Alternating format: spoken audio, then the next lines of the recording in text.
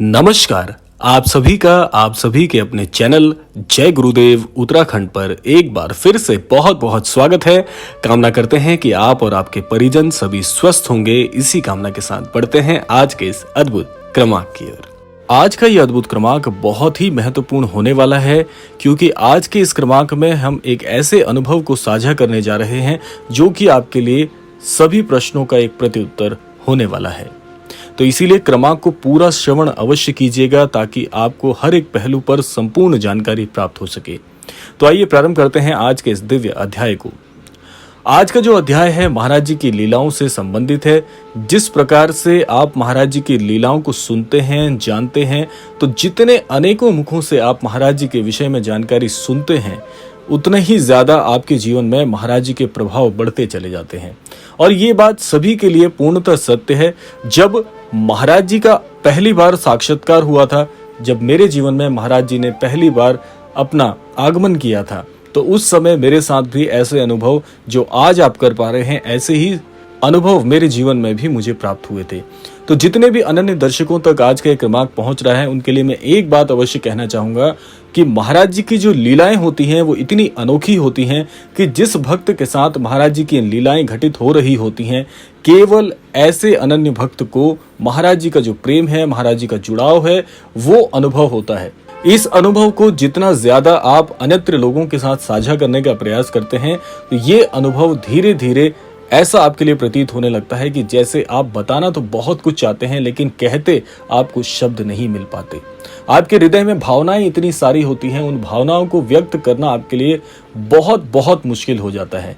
और इसमें आपके हृदय में एक कुंठा जागृत हो जाती है कि महाराज जी के जो अनुभव हैं, महाराज जी की जो लीलाएं मेरे जीवन में घटित हो रही हैं, क्या ये महाराज जी से ही होकर आ रही हैं या मुझे किसी प्रकार का भ्रम हो रहा है। आज का जो क्रमांक है इसी चीज का प्रत्युत्तर है, क्योंकि बहुत से अनन्य भक्त इस संदर्भ में प्रश्न पूछ रहे थे कि ये हमें कैसे ज्ञात हो पाएगा। तो इसी की कड़ी को आज हम यहाँ से आगे लेकर चलते हैं। देखिए, इसमें किसी भी प्रकार के संशय करने की आपको आवश्यकता नहीं है, क्योंकि ये बात आप जान लीजिए कि अभी जो महाराज जी की लीलाओं का अनुभव आपके जीवन में हो रहा है, ये वो नवीन प्रारंभ है जो कि आपके लिए या अन्यत्र किसी भी अनन्य भक्त के लिए बिल्कुल नवीन होता है। और इसको समझने में आपको समय जरूर लगता है, लेकिन इसका आशय यह भी नहीं है कि महाराज जी तक आपकी ये आध्यात्मिक यात्रा में किसी प्रकार की बाधा आ रही है।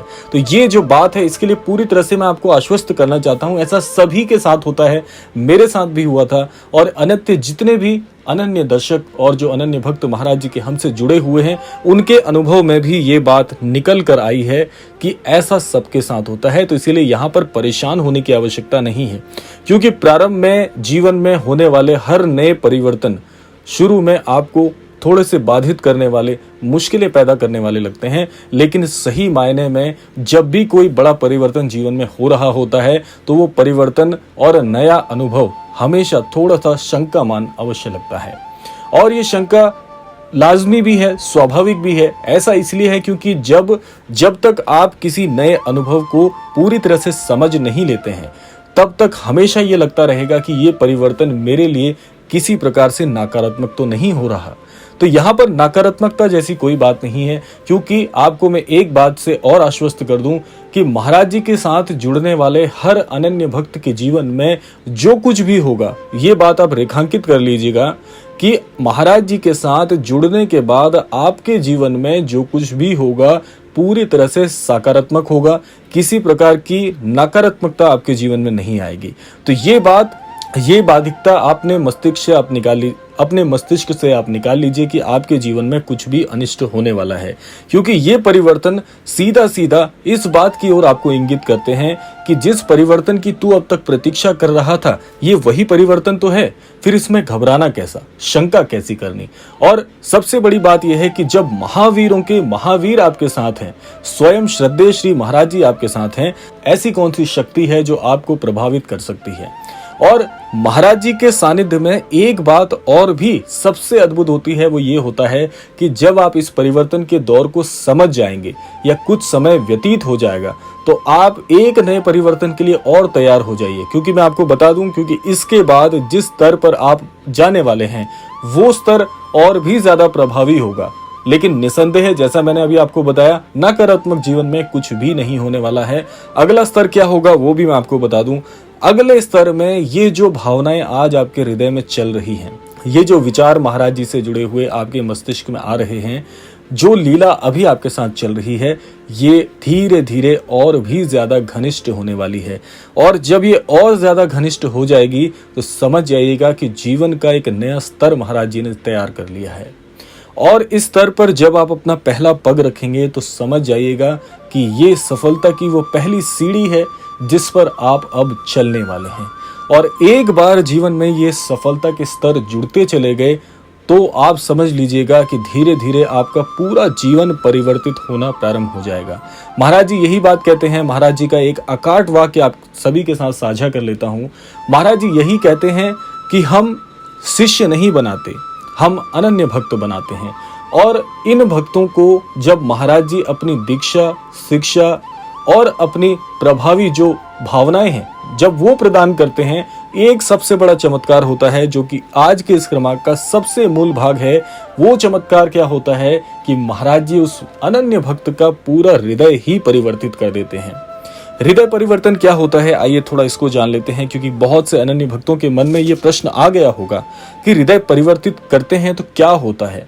हृदय परिवर्तन जब महाराज जी करते हैं तो सबसे अद्भुत कार्य होता है कि आपके विचार करने की शक्ति, किसी चीज को सोचने का जो नजरिया है, जो दूरदृष्टि है, पूरी तरह से परिवर्तित हो जाती है। अब तक जिस चीज को आप जिस प्रभाव से देखते थे वो प्रभाव परिवर्तित हो जाएगा। आपके मस्तिष्क में सदैव सदैव आध्यात्म की चर्चा अपने आप में घर कर जाएगी। और ये आध्यात्मिक यात्रा जिस पर अभी आप निकलने वाले हैं, ये आध्यात्मिक यात्रा पूरी तरह से आपके जीवन को एक नई दिशा प्रदान करने वाली है। ये दिशा आपको आपकी उस सफलता के मूल बिंदु तक लेकर जाएगी जहां पर आप जाना चाहते हैं, या जिस चीज के लिए आप स्वप्न देखते हैं। ये ठीक वैसे ही होने वाला है जैसे आपका कोई बड़ा स्वप्न आप पूरा करने वाले हैं।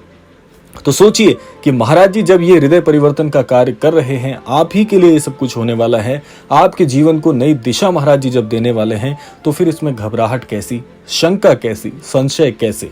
तो ये सारी चीजें अपने मस्तिष्क से आप निकाल लीजिएगा, क्योंकि महाराज जी जब आपके जीवन में आगमन करने वाले होते हैं उस समय उस अनन्य भक्त को बुद्धि भी ऐसी दे देते हैं कि जैसे उस ऊर्जा के लिए आप स्वयं को तैयार कर रहे हो।